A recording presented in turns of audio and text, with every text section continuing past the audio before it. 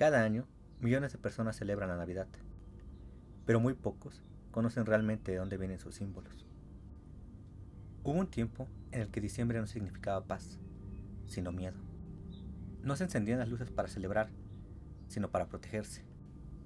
Esta noche vamos a hablar de rituales antiguos, de noches peligrosas y presencias que, según muchas creencias, solo pueden caminar por esta época del año.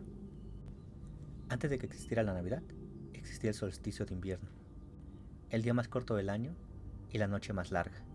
Para los pueblos antiguos, esta era una fecha astronómica. Ellos lo veían como una prueba.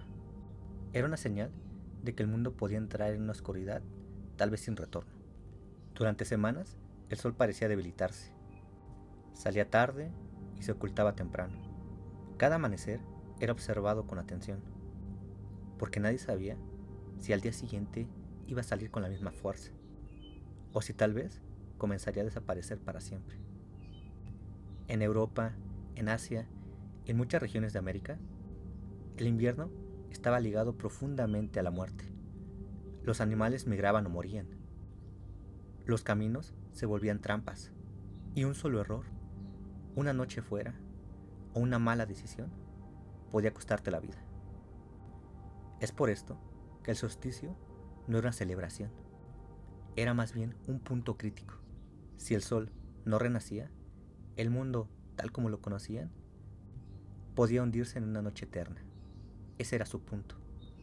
Para protegerse, las comunidades encendían grandes hogueras, no para calentarse, sino más bien esto lo hacían para imitar de alguna manera al sol, para recordarle que aún era necesario y que ellos lo estaban esperando.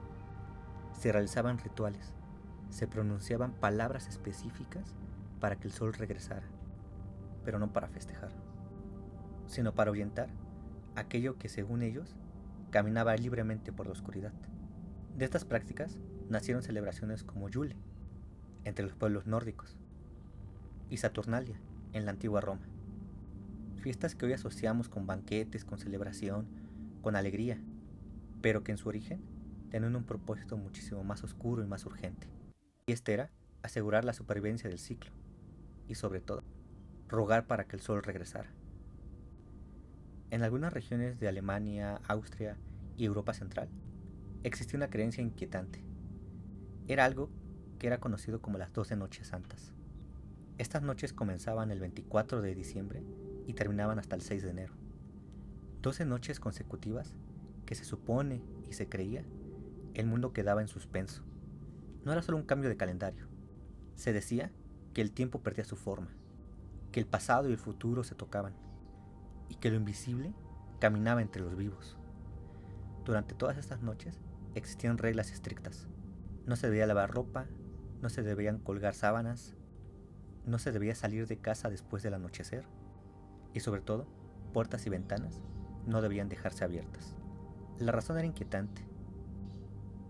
Se creía que los espíritus errantes podían enredarse entre las sábanas, o entrar en los hogares siguiendo el calor y la luz, ya que las puertas podían estar abiertas.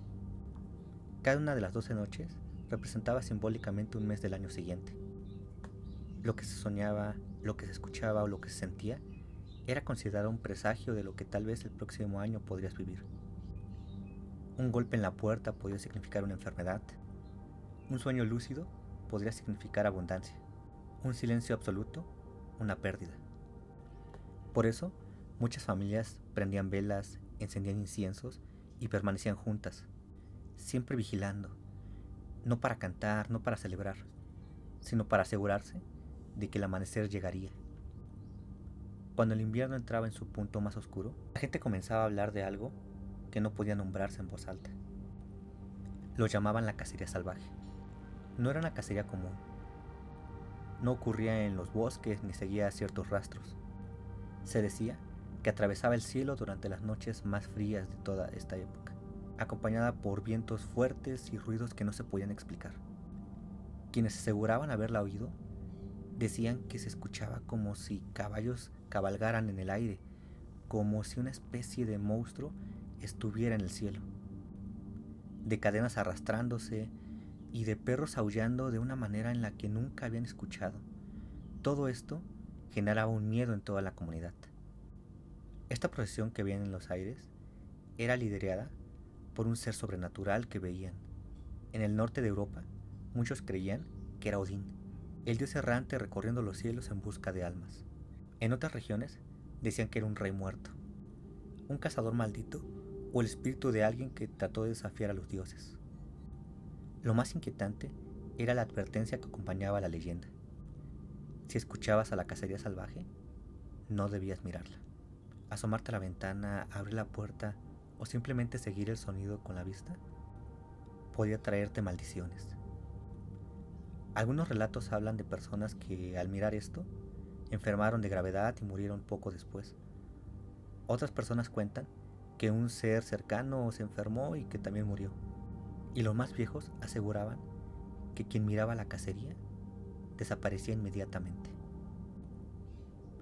Por eso, en diciembre, cuando el viento soplaba muy fuerte, las familias preferían cerrar sus casas, encerrarse y no abrir más. Esto no lo hacían por superstición, sino por precaución. Los relatos que se escuchaban no eran pocos. La cacería salvaje no venía a recompensar ni a castigar, venía a reclutar. Se decía que los jinetes recogían las almas de los que habían muerto recientemente. En las noches más largas del año, no todo lo que se mueve es de este mundo. En ese tiempo, no todos los visitantes venían con regalos. Antes de que San Nicolás se convirtiera en una figura amable, existía Krampus, una figura con cuernos y cadenas que se encargaba de castigar a los que se portaban mal. Durante siglos, en pueblos alpinos, hombres disfrazados recorrían las villas durante diciembre. Y esto no creas que era un espectáculo o era algo que celebrar, era un recordatorio. El invierno no perdona y el comportamiento del ser humano debe ser castigado. Con el tiempo esas figuras se suavizaron. El castigo se transformó en carbón y el miedo se transformó en folclore.